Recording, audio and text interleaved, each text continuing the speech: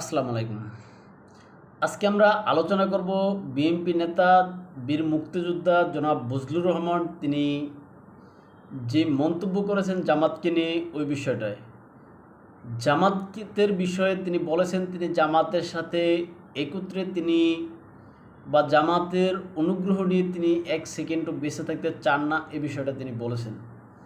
এখন এই কথাটা বলার কারণ সাবেক রাষ্ট্রপতি জনাব আব্দুল হামিদ সাহেব বিদেশে গিয়েছেন চিকিৎসার জন্য, এটা আমরা সবাই জানি। তখন মিডিয়াতে ব্যাপক প্রচারিত হয়েছিল এটা, এবং এটাকে কেন্দ্র করে কিন্তু আওয়ামী লীগকে নিষিদ্ধকরণ করা বা অস্থায়ী নিষিদ্ধকরণ এটা কিন্তু হয়েছে।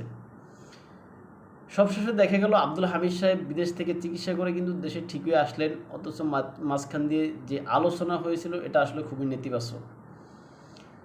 এখন সে আব্দুল হামিদকে নিয়ে বিএনপি নেতা বীর মুক্তিযোদ্ধা জনাব বজলুর রহমান সাহেব তিনি মন্তব্য করেছেন যে আব্দুল হামিদ সাহেব নাকি জামাতের কোনো নেতার অনুমতি নিয়ে নাকি বিদেশে গিয়েছেন বা তাদের সাপোর্টে বিদেশে গিয়েছেন, এরকম কথা।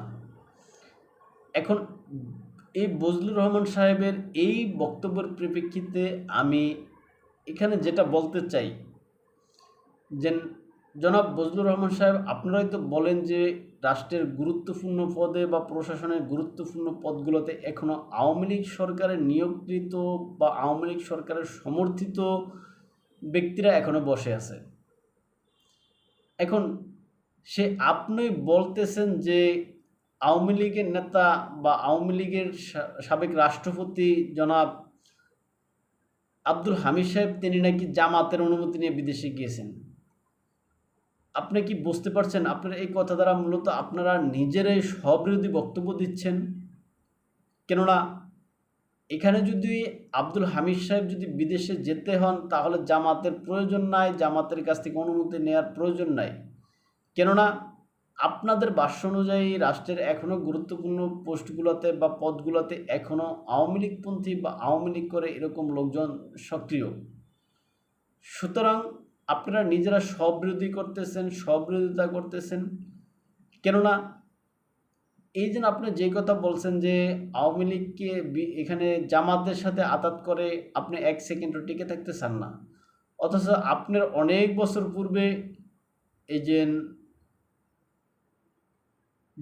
আওয়ামী লীগের একজন নেতা বা কৃষক শ্রমিক জনতা পার্টির যেই নেতা আছেন জনাব কাদের সিদ্দিকী, যিনি বঙ্গবীর হিসেবে পরিচিত, সেই বঙ্গবীর কাদের সিদ্দিকী একটা কথা ইতিপূর্বে বলেছেন যে তিনি জামাতের সাথে জান্নাতেও যেতে চান না। সুতরাং এই যে আব্দুল হামিদ সাহেব এই যে জামাতের কোনো ব্যক্তিদের কাছ থেকে অনুমতি নিয়ে গেছেন বলে এটা আমি মনে করি না। কেননা আপনাদের কথা অনুযায়ী এখনও রাষ্ট্রের গুরুত্বপূর্ণ পদে আওয়ামী লীগ সমর্থিত লোকরা আছে। সুতরাং আব্দুল হামিদ সাহেব যদি বিদেশে যেতে হয়, এই যে আওয়ামী লীগ সমর্থিত যে ব্যক্তিরা আছে বা প্রশাসনে যারা আছে তাদের কাছ থেকে অনুমতি নিয়ে যেতে পারেন। সুতরাং এক্ষেত্রে জামাতের থেকে অনুমতি নেওয়ার প্রয়োজন আছে বলে আমি মনে করি না। তাই ভালো থাকবেন সবাই, দেখাবো অন্য কোনো ভিডিওতে অন্য কোনো বিষয় নিয়ে। এবং আমাদেরকে যদি আপনারা ফলো করতে চান সেক্ষেত্রে ইউটিউব বা ফেসবুকে স্বপ্নচারীর কথা নামে এবং ইনস্টাগ্রাম ও টিকটকে এনায়েত হোসেন নামে দেখতে পারেন। আসসালামু আলাইকুম।